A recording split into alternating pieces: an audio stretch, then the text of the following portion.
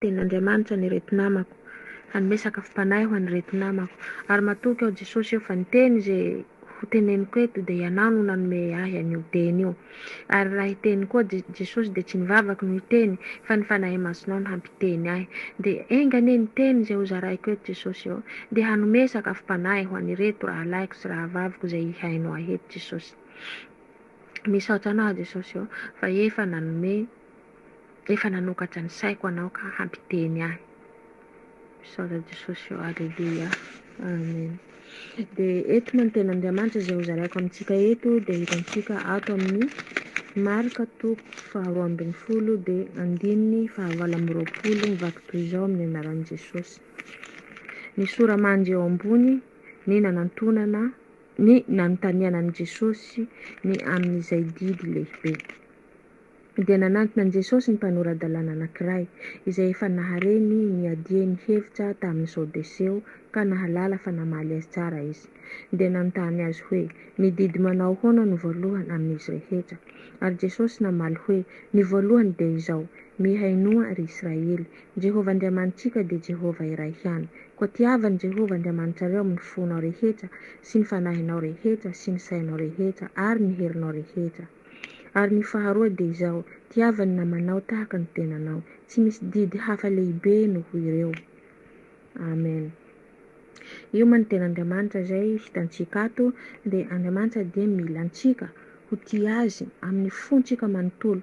Tsy hoe tsika zany hoe mivavaka dia hoe tianany hoe zarany fa hoe tia azy amin'ny zarany hoe tia azy hoe tiako Jesosy, tian'i Jesosy aho, fa tena ilany zany dia amin'ny fontsika madio. Amin'ny fontsika, exemple zao tahaka ny hoe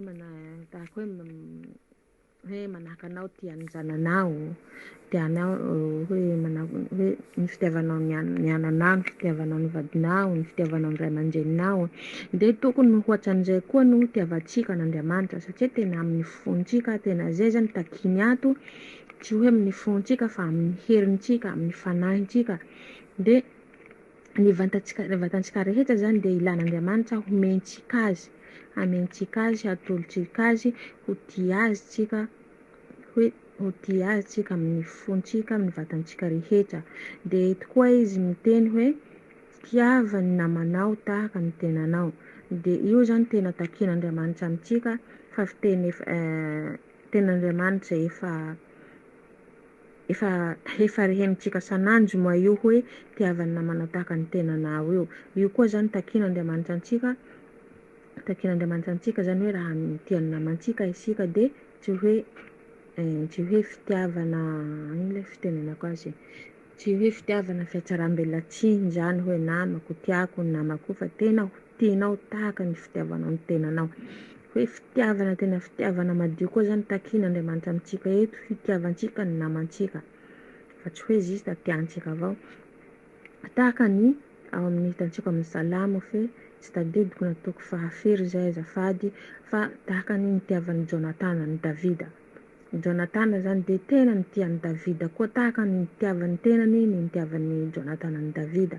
Dia io fitiavana, dia io koa tian'Andriamanitra ataontsika amin'ny namantsika, ho tiantsika izy tahaka ny tiavantsika ny tenantsika. Dia izay moa ny ten'Andriamanitra azoko nizaraina amintsika eto. Dia mankasitraka antsika rehetra izay nihainao tamin'ny voalohany ka hatramin'ny farany. Dia misaraka an'Andriamanitra amin'ny teny, misaraka an'Andriamanitra amin'ny teny izay nomeny ahy nizarako amintsika eto. Dia hivavaka aho amin'ny ten'Andriamanitra izay nizaraiko. Ry Andriamanitra ray namasina malalo, misaotra anao aho Jesosy, misaotra anao Tompo ray namasina malalava indrindra.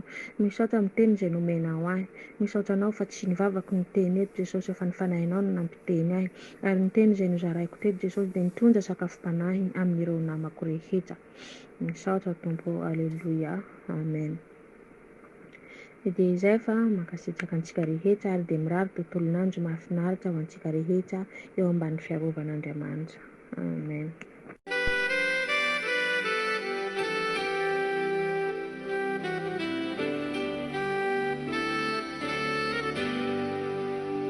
Nitenina Jehovah